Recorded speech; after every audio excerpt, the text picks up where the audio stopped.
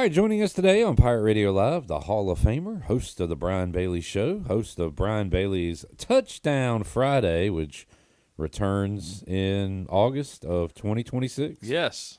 Another year in the books. Another year is in the books, and they get harder every year for an old man, but they're a lot of fun. I've been very blessed. We had a great crew this year. Guys that wanted to work each and every Friday night, so that helps you tremendously. And appreciate you joining hour one of every Bud Light pregame tailgate this year. And I guess we'll talk to you via phone for the Military Bowl. What time will that be, 7 a.m.? We're going to go at 8. We're going to do a 3-hour show. All right, good. Yeah, 8 a.m. I'll be up and ready to go. I joked on the air. I was looking at bowl kickoffs and said, my goodness, if we get one of those games, we got to go 8, right? We can't go 7 a.m. pregame show. I'd have been there at 7, though. If you needed me, I'd have been there. I know. And but Ellerby did agree that we'll go a strong, packed 8 to 11 to get you ready for ECU and Pitt, which you think about that game, older Pirate fans will think about the 1991 season, and great look back at that game today on the Brian Bailey Show with two of the all-time, maybe Mount Rushmore of ECU football, Jeff Blake and Robert Jones. Two great guys, and I think back to those times. In 1991, I was young. I was young like they were, and never did I think that I would still be in Greenville. Because the idea in TV is you move up market size, you make more money, that kind of thing. But I've been blessed to have different outlets and ways to make ends meet and staying here, and then those guys becoming lifelong friends. I mean, just great individuals, and love their families, love everything about it. Both those guys, and just really neat to hear from them and talk about. A lot of times we talk about the Peach Bowl and we go in depth about that, but to go in depth about the Pittsburgh game, which was really a cool game. And I bet there's 100 million people out there that say they were in Ficklin Stadium that day when that game was played. But I have proof because the cannon went off, so I have proof that I was there. I was going to say that game did put you on national TV with the blooper. Yep, the blooper, the cannon blooper. So I've seen online requests for you to bring back the mustache for this game. Yeah, I saw some of that. I didn't grow the mustache back for years until Cliff started the mustache march, and I started doing it for that. And as soon as somebody said that, I thought, ooh, March is just around the corner, because Melissa absolutely despises the mustache. Bella hates the mustache. And I don't need any other reason to get those two on my bad side. Understood. So, Understood. Yeah, we all understand that. I talked to the director of the bowl on the Brian Bailey Show, Steve Beck. Steve Beck, yeah. And, hey, fellow Commanders fan, so he can't be all that bad, right? It's one of those situations. I think all of us, when you're looking at all the bowl games and all the options, you want to go somewhere warm. You want to do this. You want to do that. But when it's all said and done, I mean, and we talked about how you can go up on the, that Friday, have Christmas on Thursday, go up Friday morning, enjoy all the festivities, because they don't have things planned out for fans because they realize Christmas is right there.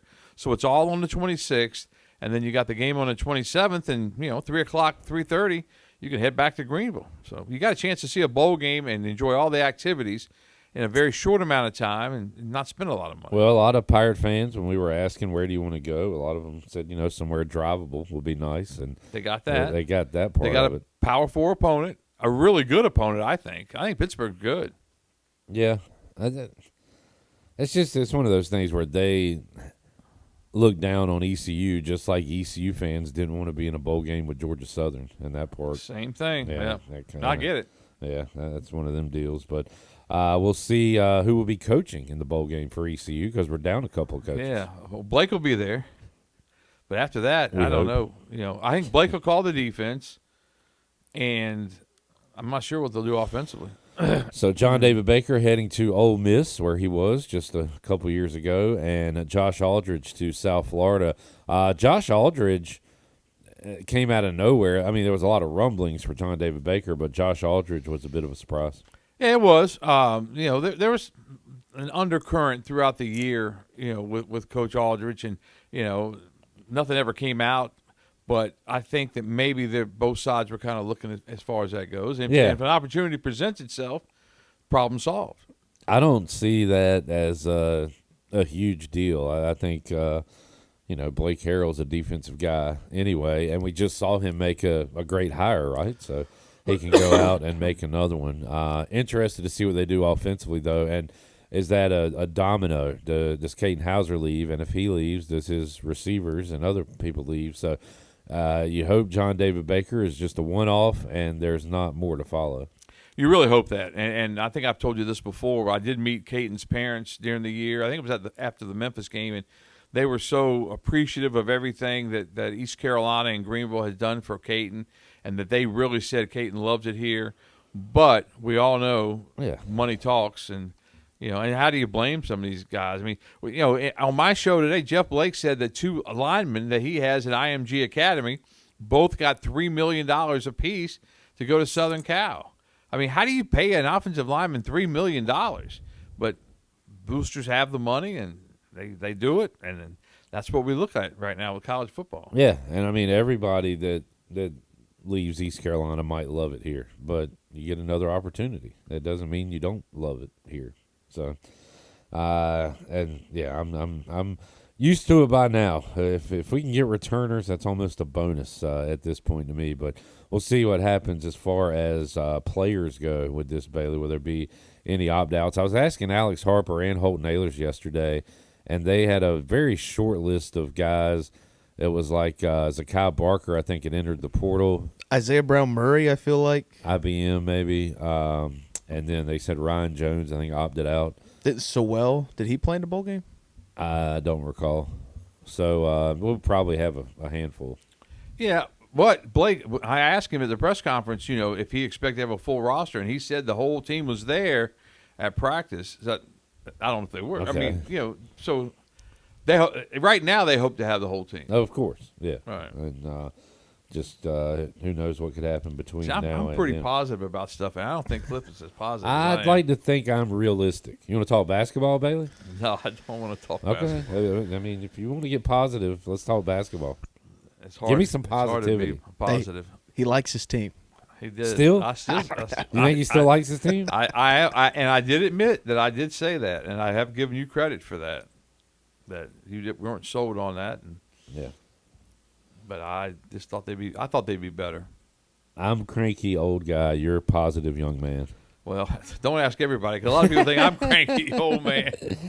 All right. I can be cranky and old in a heartbeat. Well, here's some good news. You don't have to sit through any 40 bowls in 14 days song since we're in here. But good. You can pick a couple That games. is a positive. There's a positive for you. Let's find one for you. Let's find 2 for you, Bailey. All right, give me one. Give me 2. I'll give you one. One of these. New Orleans Bowl. Do you have a connection to Western Kentucky or Southern Miss? I know you do to Southern Miss. You covered a lot of ECU Southern Miss games. Western Kentucky, Southern Miss, and the New Orleans Bowl. Who you got? Who's favorite? You know?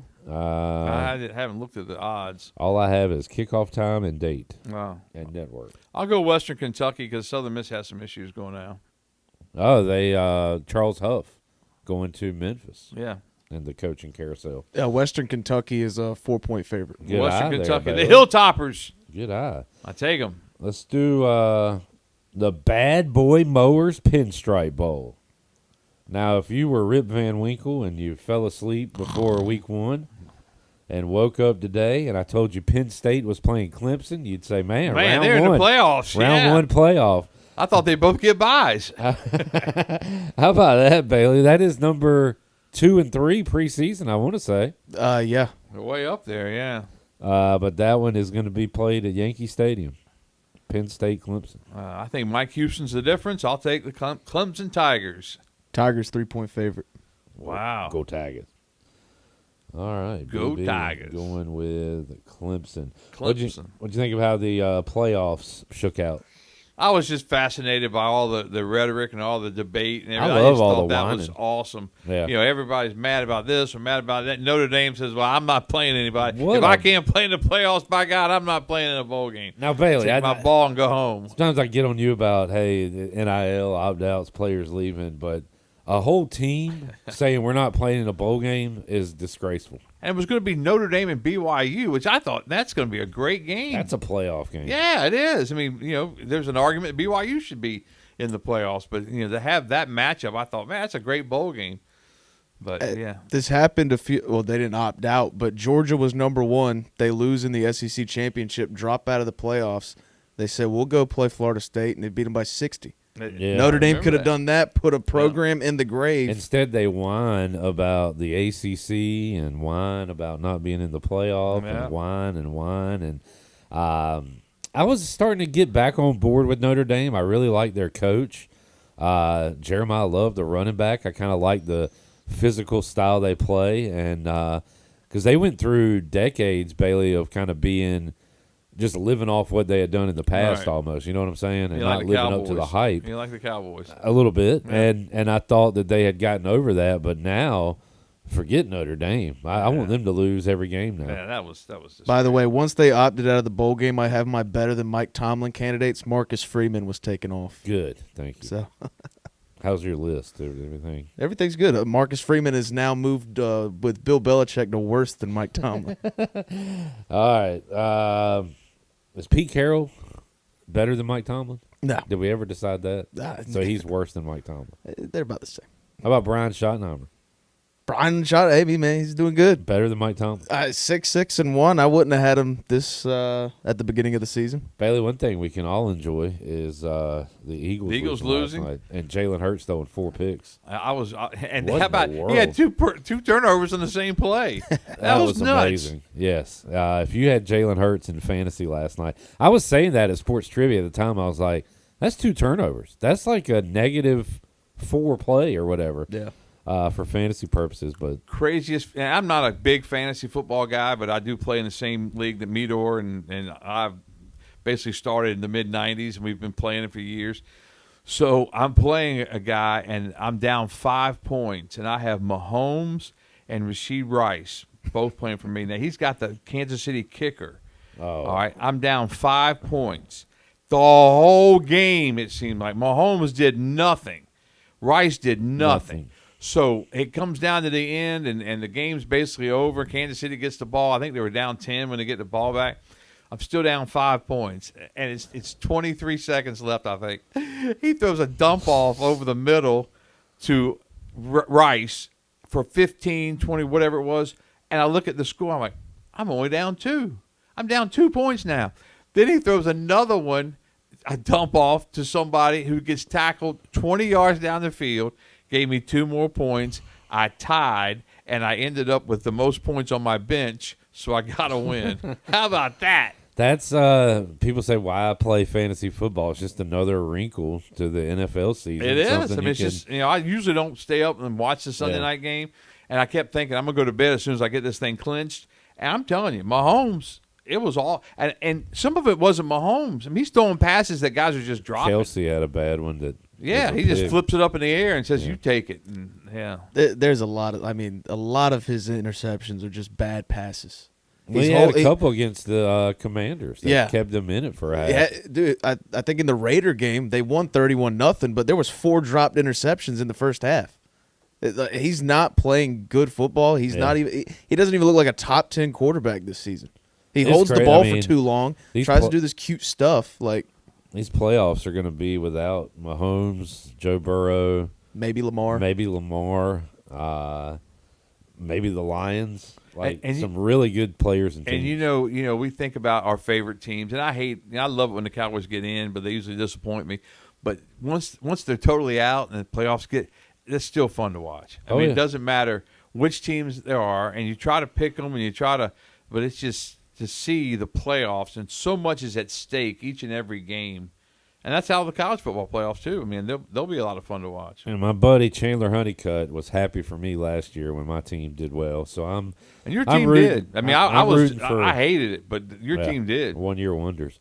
But this, I'm rooting for my buddy Chandler and his Panthers, see if they can do something, because it's kind of crazy to think about. Time flies, but it's been 10 years since they've been in the playoffs. That Super Bowl, I think, was the last time they were in, right? I think you're right. I mean, it's been a long time, but you can look that up, Jarrett. But I don't know if they may they've have snuck in 1 year. I feel like they went the year after, maybe. Maybe Rivera had one of those 8-8s or something where they won the division and got in. But they have been on a long drought, and they're not playing great this year, but they're playing good enough to win their division. And you never can tell what they're going to do because you think, oh, they're pretty good. Then they go out and lay a big old egg. Beat the Packers, beat the Rams, lose to the Saints. Yeah. Figure it out. Yep. They went 2 years after the Super Bowl. Okay. But still. That's still 8. 8-year drought. Yeah. And they're looking to maybe host. Well, if they get in, they will be hosting because wild card's about their only shot. But it'll come down to them in Tampa. And that's exciting, too. I do like the way the NFL's set up where we haven't even played the Eagles yet. And that's crazy to me. That's a little extreme. But the Panthers and Bucks have 2 games, which is exciting. Like that's going to decide who goes to the playoffs. Well, I need your Commanders to beat the Eagles a couple of times. Do they Bailey, have it in them? I was excited on Friday. I said Jaden's back, McLaurin's back. Hell, Noah Brown's been out all year. He's coming back. Like, this is week 1. Reset. Here we go. And they got shut out and blown out. I couldn't believe they got shut out. Well, I had the Vikings defense on my fantasy team, too. They helped out with that one. Nobody cares about your fantasy team. Nobody cares. No, Bailey, I was excited Friday. I said, Jay Shane's back. Jaden's back. Here we go. And, boy, it was not a good sports weekend. No, it wasn't. It was not. But, hey, anytime we can watch sports, it's a good weekend. It is that. Think back to COVID. I know. I think back at all the time, and I think back. Man. Speaking of COVID football, Phillip Rivers is back in the NFL. How about that? Signed with the Colts. So Daniel Jones gets hurt. Anthony Richardson, do you remember how he got hurt? No, how did he get hurt? It was stretching, doing the band thing, and it popped him in the eye. Broke his orbital bone. Really? That was a few weeks ago. A month or 2 months ago or whatever. So he's hurt. Then they were going to go to... Well, Riley Leonard played 3 quarters. Riley Leonard. And then he got hurt. Yeah. And so now... I thought he was a country singer, Riley Leonard. No, that's Riley Green. He was Notre Dame. Was he Duke before that? Yeah, Duke, then Notre Dame. Oh, Duke quarterback. So it's down to Brett Rippon or Phillip Rivers. Wow. Brett Rippon's got the pedigree, baby. He does have the pedigree, yeah. You don't even know who Mark Rippon is. That's an inside joke, and I do know who Mark Rippon is. So old Phillip could be back slinging it. Old man Rivers. Old man 44-year-old grandpa. Yeah. Phillip Rivers. That's I looked it up. I'm about 30 days older than Phillip Rivers, which sucks. I wanted somebody to be older than me in the league, but nope, not gonna happen. That's old. That's old. All right. What else you following, BB? Anything else? That's just about it. We're trying to get ready for the bowl game. We're going to send Zach up a couple days early. I'm going to go up on the 26th. We're going to have a half-hour special on the 26th. I just found out it's at 7:30 on WNCT, so I'm not quite sure what's going to be in that show, but we'll figure that out between now and then. And I think we're going to do it live from one of those bars in Annapolis. And I was about to say, this is turning into the Liberty Bowl. It used to always have, Silky? Oh, man. Silky That's what I was O'Sullivan. hoping to go back. But, God man, bless his soul. Made a lot of trips now to this military bowl, although it was in D.C. when you went in 2010. It was in D.C. at RFK Stadium. Yeah. Crazy story about the Liberty Bowl. Terry Tillman was I think he was the offensive line coach at the time for East Carolina. So we're all downtown, and we're going live at 11, and he had a cigar, and he took this big puff, breathed in, and as soon as the light came on, and I said, back live here for the Liberty Bowl, our coverage, he goes, and I mean this smoke everywhere came across right in my face. They started laughing. I started coughing. It was hilarious, but he got me on that one. That was fun. Those days at the Liberty Bowl were a lot of fun. Yeah. Hopefully the Pirates are lighting up. Hopefully we'll make new memories this year. There we go. All right. Check out a great edition of the Brian Bailey Show with Jeff Blake, Robert Jones, and also Steve Beck from the Military Bowl. BB, thank you, sir. Anytime. We'll see you next time. All right.